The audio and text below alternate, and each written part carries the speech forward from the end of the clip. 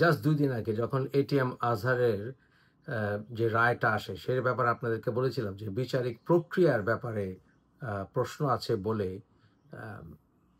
বিচারটিতে খালাস পেয়েছে এই যুদ্ধাপরাধী এটিএম আজহার। এবং আপনাদেরকে আমি এও বলেছিলাম যে এই অজুহাতে এটা প্রচার করার চেষ্টা করবে জামাতিরা যে এটিএম আজহার নিষ্পাপ, গোলাম আজম নিষ্পাপ, মতিউর রহমান নিজামী, আলী হাসান মুজাহিদ, তারপরে সাকা চৌধুরী সব নিষ্পাপ, এবং সাকা চৌধুরী বিএনপির এই কথা বলে তার একটা ব্যালেন্স করার চেষ্টা করবে। অক্ষরে অক্ষরে তা আজ ফলে গেছে। জামাতের এবং এনসিপির মুখপাত্র, এনসিপি জোটের মুখপাত্র পিঙ্কু সাথে সাথে ভিডিও করে ফেলেছে। ভিডিও আমি পুরোটা দেখিও নাই, দেখার ইচ্ছাও নাই, কারণ এটা হবে এটা আমি জানতাম, এবং সেটা প্রমাণ হয়ে গেল। শাহবাগীদের বিরুদ্ধে আন্দোলন এই কথা বলতে গিয়ে যেটা বুঝিয়েছে এনসিপি বা ওদের বিভিন্ন রূপ, ওদের তো অনেকগুলো রূপ আছে, এই রূপ যে শেখ হাসিনার বিরোধিতা, এবং 2024-এ তারা শেখ হাসিনার বিরোধিতা করতে গিয়ে শাহবাগীদের বিরোধিতা করেছে, অর্থাৎ 1971 সালে যারা যুদ্ধাপরাধ তাদের বিরুদ্ধে যারা আন্দোলন করেছিল, তাদের যারা বিচার চেয়েছিল, তাদের মধ্যে এই পিঙ্কু ছিল একটা, এই গোয়া বেচা পিঙ্কু, এবং এদের বিরুদ্ধে তারা এখন আন্দোলন করছে।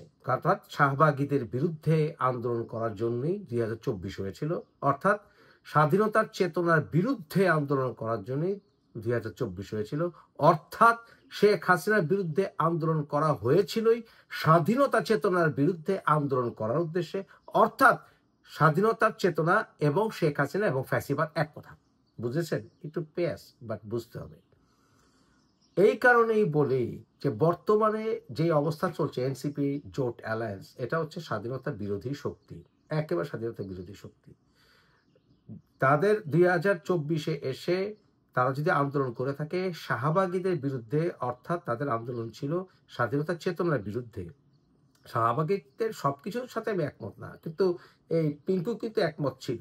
যাই হোক, শাহবাগীদের বিরুদ্ধে আন্দোলন করা, অর্থাৎ তাদের 2024-এ আন্দোলনকারী এনসিপিদের বা এই ডক্টর ইউনূসের জোটের যদি উদ্দেশ্য ছিল যে স্বাধীনতার চেতনার বিরুদ্ধে আন্দোলন করা বা জামাতিদের পক্ষে আন্দোলন করা অথবা পাকিস্তানের পক্ষে আন্দোলন করা, তাহলে ওই সময় বলে নাই কেন? ওই সময় তাদের কোনো স্লোগানে বলে নাই কেন? এজন্যই বলে নাই যে তারা এই কথা বললে জনগণ বা কোনো পার্টি তাদের পাশে দাঁড়াতো না। তারা ওই দেখা যেত ক্যামেরাম্যানের সংখ্যা তাদের আন্দোলনকারীদের সংখ্যার চাইতে বেশি, এবং তাদেরকে গুলি করে মারলেও কেউ কিছুই বলতো না। এটা হচ্ছে একটা ট্রিক, তারা যে ট্রিকটা করেছিল। তাই বর্তমানে সবাইকে ঐক্যবদ্ধ হতে হবে, এবং শাহবাগ হিসেবে আপনাকে ট্যাগ দিবে দুদিন পরে। এখন যেমন ধরেন না, যারা কিনা মৌলবাদী, তারা কিছু বললেই আপনি যদি মৌলবাদীদের বিরুদ্ধে অথবা আপনি মোল্লাদের বিরুদ্ধে কিছু বলেন, আপনাকে নাস্তিক ফতোয়া দিয়ে দেয়, ট্যাগ দিয়ে দেয়, মুনাফিক ফতোয়া দিয়ে দেয়, ট্যাগ দিয়ে দেয়।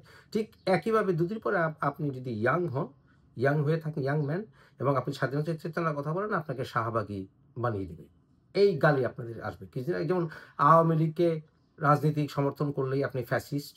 আপনি যদি বলেন যে আমি শেখ হাসিনাকে পছন্দ করি না, কিন্তু আওয়ামী লীগের রাজনীতির অধিকারের কথা বলি বা রাজনীতি আমি করি, সাধারণ আমি আওয়ামী লীগ কর্মী, আপনি ফ্যাসিস্ট। ঠিক একইভাবে আপনি যদি স্বাধীনতা চেতনার কথা বলেন, নতুন টার্ম আসবে, সেটা হচ্ছে আপনি শাহবাগী। বুঝেছেন? This is what it is. শুরু হয়ে গেছে। অর্থাৎ বিচার প্রক্রিয়া প্রশ্নবিদ্ধ, দ্যাট মিনস গোলাম আজম, মতিউর রহমান নিজামী সব ফেরেস্তা শুরু হয়ে গেছে প্রক্রিয়া। অতএব যারা, আমি আপনাদের বলছি, যারা আপনারা বিএনপি করেন অথবা স্বাধীনতা চেতনা বিশ্বাস করেন, পিঙ্কুর ভিডিও দেখেন, অন্তত আনসাবস্ক্রাইব দেখেন, ঠিক আছে?